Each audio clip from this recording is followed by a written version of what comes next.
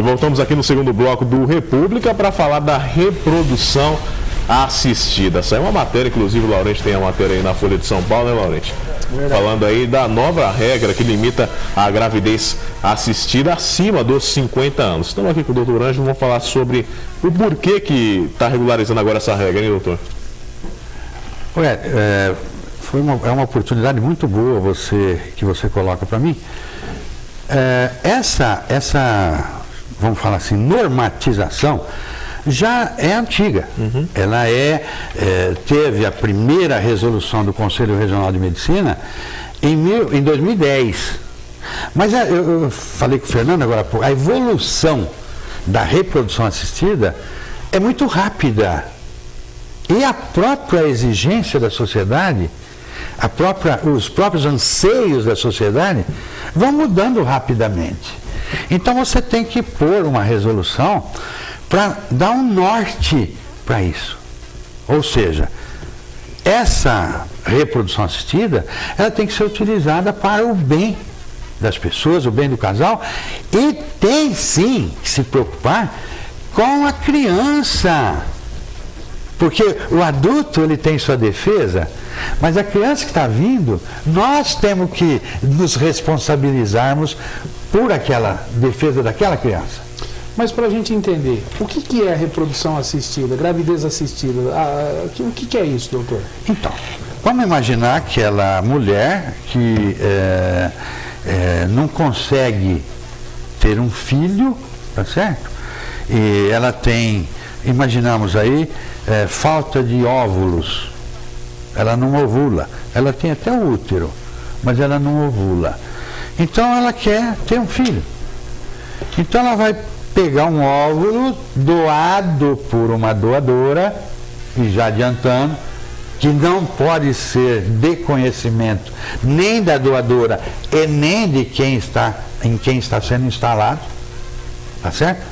Ela vai pegar esse óvulo, ela tem o marido, imaginamos, ele tem espermatozoide, esse óvulo dessa pessoa que está cedendo vai ser fecundado por esse espermatozoide, e essa gravidez vai ser colocada dentro do útero dela, e ela vai ser a gestante. Quer dizer que a fecundação é no laboratório. É no laboratório. E aí depois é inserido dentro do útero da mulher. Então você tem várias situações onde esse método pode ser utilizado. Então, como tem várias situações, tem que ter uma norma, tem que ter uma regra. E nesse sentido, o Conselho de Medicina publicou no Diário Oficial, no dia 9 de maio, você vê que a mídia está bem atualizada, né? Dia 9 de maio já saiu no jornal. A resolução do Conselho Federal de Medicina 2013/2013. Se entrar no site www.conselhofcfm.gov.br e vocês acessar lá, resolução CFM, número 2013, tá fácil, né? 2013/2013. Vai aparecer toda a resolução do Conselho Federal de Medicina. E aí diz o seguinte, que essa gravidez assistida acima dos 50 anos, ela é proibida ou limitada? Limitada, exatamente. Quando ela é proibida e quando ela é limitada? Até o leigo sabe que a mulher acima dos 50 anos provavelmente é acometida de algumas outras limitações. Uma diabetes, uma hipertensão, um problema ósseo, um problema no fígado, um problema no intestino, e aí vai. Então, até 50 anos é um limite de idade onde seria possível a mulher ainda ter saúde para suportar uma gestação.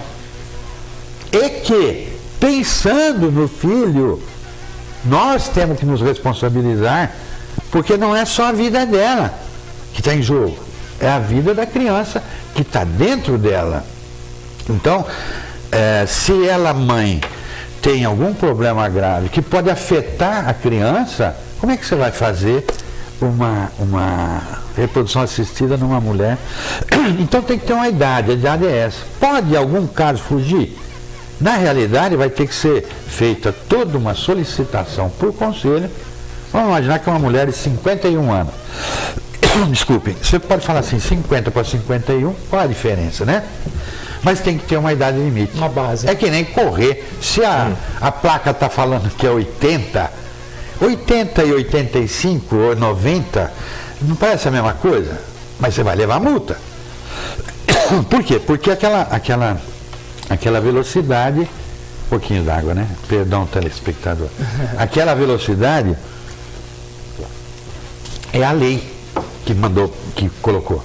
A mesma coisa aqui. Mas, se houver uma recessão, isso tem que ser muito bem documentado pelo médico assistente antes de fazer, com todos os itens que estão aqui na resolução, ser encaminhado para o Conselho de Medicina, onde tem uma câmara técnica especial para análise desse tipo de problema, e a partir daí poderá ser autorizado ou não. Mas tem todo um processo e uma documentação E que quem tem que ser feita. assume a responsabilidade desse projeto, vamos dizer assim, de fertilidade? Fertilização. De fertilização. Exatamente. Nesse caso especial, e nos outros também, tem que ter um termo de consentimento. O que é o termo de consentimento que é assinado pelo paciente ou pelo seu responsável legal? Uma criança de 5 anos não vai assinar um documento, mas tem uma mãe, tem um pai, ou tem alguém que é responsável por aquela criança. Então esse termo de consentimento, ele tem que ser esclarecido e entendido pela pessoa. Não adianta o médico por termos médicos difíceis que a pessoa que está aí do meu lado não vai entender. Então esse termo não tem valor nenhum. Esse termo tem que ter a linguagem para que a pessoa que vai ser submetida àquilo entenda. Por quê? Porque ela também vai assumir responsabilidade. Ou seja, a partir do momento que ela foi orientada, que foi alertada, que foi levantado todos os pontos, isso hoje está sendo uma atividade de qualquer tipo de procedimento médico, até medicamentos. Hoje, você vai prescrever um medicamento que pode, entre parênteses, ser um veneno para a pessoa, um medicamento que, por exemplo, hoje a estética está muito exigida, né? De repente você vai prescrever uma pomada para uma moça que tem um valor sobre estética razoável, e aquela pomada que você deu para fazer um efeito dá uma mancha. Se você antes conversou com essa pessoa, explicou, olha, teria essa pomada aqui para usar no seu caso, só que eu não sei se no teu caso especial vai te levar uma mancha na pele ou não. Corre o risco ou não? Você corre o risco? Você quer correr o risco ou não? Então, assina aqui. Por quê? Primeiro que dá oportunidade, quase que uma exigência do médico, explicar para a pessoa. E segundo, dá à pessoa a responsabilidade que ela deve ter. Por quê? Porque não pode só jogar ao médico a responsabilidade. Eu costumo dizer que não tem nada em medicina que você faz que não tem risco. Nada. Eu não conheço nenhum procedimento. É que nem viajar, né, cara? Por menor que seja a viagem, tem jeito de você garantir uma viagem? Não, vou lá, estou com um carro bom, novinho, passou por revisão, olhou pneu, olhou óleo, olhou breque, está tudo em dia, um bom motorista. Eu sei o caminho correto, estudei a pista, mas mesmo assim, você tem certeza que não vai acontecer nada? Atravessa um animal na pista. Não tem como. Tudo isso vai por água Então, abaixo. acho que é por aí que está essa resolução. Doutor, tem se manifestado. Em relação à fertilização, lógico que nós estamos falando dessa nova regra aí, na verdade uma nova resolução em cima de uma que já existia, para uma questão de adaptação do mundo. Atualização. A atualização do mundo moderno, do avanço, inclusive, da própria sociedade. Existe muita procura de pessoas para fertilização. Isso tem crescido muito, isso tem sido desenvolvido de uma maneira assim assustadora ou de uma maneira acima daquilo que vocês imaginavam, médicos? Não há dúvida, Fernando, que a procura é muito grande. Se você pegar, por exemplo, o serviço público, tem mulher em casa que está me ouvindo e vai falar, não é verdade. O serviço público, você tem paciente que já está 2, 3 anos na fila, aguardando a oportunidade para um atendimento numa clínica especializada de fertilização assistida. Então não é... Tanta é a procura. Tanta é a procura, porque não é só mulher de 50 anos. Pelo contrário, você tem mulheres de 25, de 30, casais que não conseguem engravidar e que detectam um problema. Por exemplo, a mulher está com as trompas entupidas. Pronto. Vai precisar do quê? De uma fecundação assistida, reprodução assistida. O homem, né? É menos complicado, porque o dele, ou ele tem espermatozoide ou não. Mas ele não tem espermatozoide, tudo bem. A mulher dele tem óvulo, ele não tem espermatozoide e ele aceita um espermatozoide. Porque, veja, não é questão de trair. Se uma pessoa fosse ter um filho de outro, tendo um relacionamento sexual, você ia pensar em traição. Aí é feito no laboratório e a pessoa nem conhece o doador. E nem vai conhecer. Então, o que está se juntando é gameta, não é um ser humano com outro ser humano.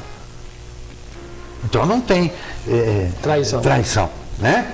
Então, existe essa gama enorme de pessoas que não consegue ter o filho de forma natural, que é o desejo de todo mundo. Então tem essa técnica aí que pode ser aplicada dentro de uma regulamentação cujo objetivo é não fazer isso virar coisa comercial. Que aliás é proibido por lei. Proibido por lei, né? E para dar à pessoa a oportunidade. Mas sempre a pessoa tem que ter a responsabilidade e assinar o consentimento daquilo que está sendo feito. Por que, doutor, quando faz uma inseminação artificial, o risco de gêmeos é muito grande? Exato. Quando tem até a legislação, você vai ver que num dos itens dessa resolução do Conselho, ele diz que você pode, em mulher, que você vai inseminar até 35 anos, pode pôr só 2 embriões. Que corre o risco de ser dois bebês. São 2 bebês. Na realidade, por que põe 2? Porque é uma probabilidade enorme de um só evoluir, ou nenhum dos dois. Mas não tira a possibilidade de evoluir os 2 embriões. Quando uma mulher tem entre 35 anos e 40 anos, aí já pode pôr 3 embriões, porque a chance de evolução já é menor ainda. Mas pode evoluir os 3 e não pode tirar. A lei também fala isso. Que é crime também. É crime também. Aí seria um aborto. Aí seria aborto. Seria aborto. Se vingar os 3, tem que ir os 3. E de 40 a 50 anos, pode pôr, não é que é obrigatório. Porque se tem um embrião só para pôr, vai tentar com aquele 1. Mas pode pôr até 4 embriões. Mas aí também não pode depois selecionar. Se vingou os 4 irão ser seguidos na gravidez. É de risco? Muito. Outra pergunta. De repente eu não consigo ter filho, a minha esposa não consegue engravidar. E aí eu quero fazer uma fertilização assistida. Mas eu quero ter uma menininha. Eu quero ter uma menina. Eu não quero um menino. Eu posso escolher o sexo para fazer essa fertilização? Eu estou no meio de 2 aqui que não são repórteres, são gente fina. Eu diria que eles deviam estar lá num congresso de medicina. E realmente, Fernando, acho que você fez uma pergunta maravilhosa, porque quando você coloca, me lembra aí. A fecundação, a fertilização. A fertilização para ser nesse aspecto. Eu perdi o fio da meada da pergunta. A pergunta em relação ao sexo. O sexo, exatamente. Do embrião. Quando ele coloca a fertilização assistida com o sexo, a própria legislação diz não pode ser usado esse método para escolher sexo. Pelo contrário, esse médico vai ser punido por lei. Por quê? Só tem uma exceção. Vamos imaginar que você está com duas pessoas, um casal, ok? E que esse casal, se tiver um filho homem, vai ser doente. Se tiver uma filha mulher, vai ser saudável. E como saber isso? Quando você vai colocar o embrião, já é feito no embrião a detecção do sexo. Pelo DNA? Pelo DNA daquele embrião. Ok? Sim. Então, aí sim poderá ser selecionado o embrião que vai evoluir sem gerar uma criança doente, às vezes até incompatível com a vida. Chama doença ligada ao sexo. Então você tem doenças que nome, por exemplo, aparece na mulher, não. A outra aparece na mulher e no homem não. O cromossoma sexual carrega essa possibilidade da doença. E nós sabemos que, por que o homem é homem? Porque ele tem um cromossoma Y, né? Que a mulher não tem. Então, esse cromossomo é que pode ter nele embutido uma doença e que vai aparecer naquele ser humano que vai nascer. Esse caso, então, pode ser aplicado essa exceção. Fora disso, não pode. Imagina se isso for liberado, Fernando. De repente, um presidente de um país louco aí resolve contratar os médicos para fazer só ser humano masculino, forte e que não tenha medo de morrer e que seja bons atiradores, já com o perfil genético do exército que ele quer. E ele vai mandar fazer ser humano para atender esse objetivo daquele país. Por isso que a lei tem aí. Lógico, sem dúvida nenhuma. Então, não pode. É proibido. Exatamente. Só numa questão mesmo que nem nós falamos. De pontual. Doença, de pontual. Doença. Que também passa pelo Conselho de Medicina, uma avaliação precisa e técnica. Sempre hoje, é obrigatório no prontuário do médico. O prontuário médico é aquilo que o paciente senta na sua frente. Eu sei, como é que a senhora chama, tal, quem é a senhora, quantos filhos, tal. E depois, nesse prontuário, você faz o exame físico e vai escrever lá. Pressão, escuta do coração, tudo bonitinho. Esse é o prontuário. Nisso aqui o médico tem que colocar todas essas observações. Outro assunto relacionado a isso é em relação ao número de doações que uma pessoa pode fazer. Uma mulher pode doar quantos óvulos? Quando a lei também prevê isso, quando um doador daqui, porque o laboratório sabe, as pessoas não sabem e não pode, ele não pode revelar. Você procurou o laboratório que vai doar, que vai fazer a fertilização assistida, e esse laboratório vai arrumar o óvulo. Ele não pode falar, fulana vai doar o óvulo, não. Nem pode falar quem está doando, para quem está sendo beneficiado, e nem quem doou pode saber para quem que ela está doando. Tem toda uma legislação que você vai ver. Quem cair lá vai ter que aprender isso e vai se responsabilizar por isso. Então, quando um doador já nasceram duas crianças daquele doador ou daquela doadora com o sexo diferente numa área de 1 milhão de habitantes, esse doador não pode doar mais. Por quê? Mesmo que ele tenha lá congelado? Não pode doar mais. É descartado. Ou vai ser enviado para uma região distante. Isso tudo obedecendo uma legislação. Porque até para descartar, você sabe disso, você me perguntou agora, a lei permite com 3 anos, mas a resolução preconiza 5 anos, que é o tempo que você guarda embrião, já houve a fecundação, e você vai guardar esses embriões. Quanto tempo? Até 5 anos o laboratório é obrigado a guardar. Depois ele pode inutilizar esses embriões. É permitido por lei.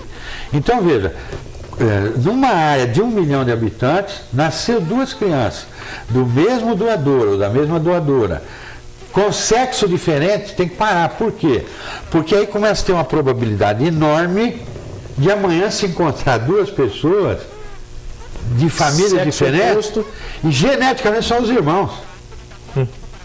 São os irmãos. E aí poderá começar a aparecer doenças, malformações. Por quê? Por que é importante esse casamento de pessoas diferentes geneticamente? Porque diminui a probabilidade de doença genética.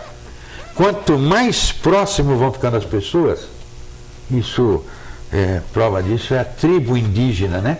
É irmão casando com tia, sobrinha casando com tio, enfim, índio. É tudo lá dentro daquele ambiente. Hoje nem tanto, mas muito bem.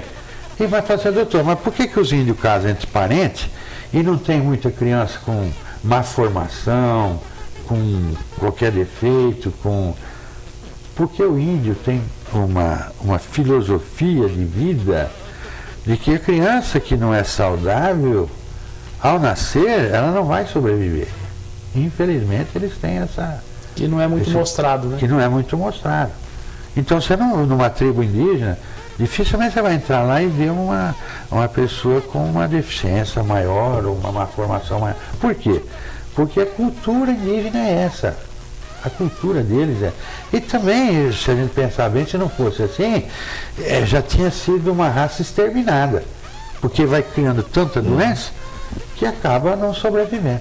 Então, tem sua lógica, fere o nosso conceito, a nossa cultura, o nosso pensamento, fere, mas é a cultura deles. Bom, nós vamos para mais um intervalo, estamos conversando com o Dr. Ângelo Mário Sarti, estamos falando com o Dr. Ângelo, que é delegado do Conselho Regional de Medicina. Daqui a pouco a gente volta aqui no República.